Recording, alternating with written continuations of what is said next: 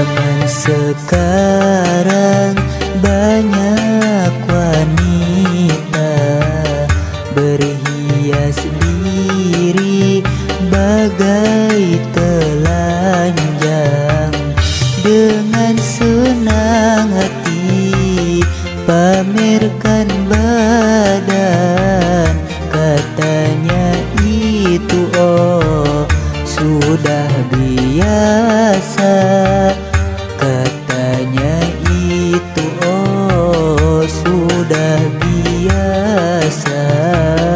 Zaman sekarang banyak wanita berhias diri bagai telanjang, dengan senang hati pamerkan badan.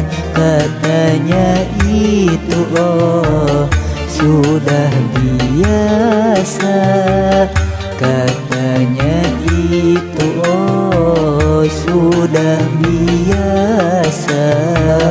Tapi tidak malu bila keluar rumah tanpa menghiraukan dengan hukum agama.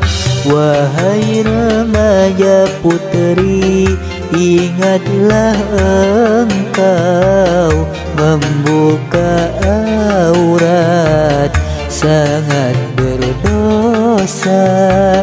Membuka aurat sangat berdosa. Zaman sekarang banyak wanita berhias diri bagai telanjang, dengan senang hati pamerkan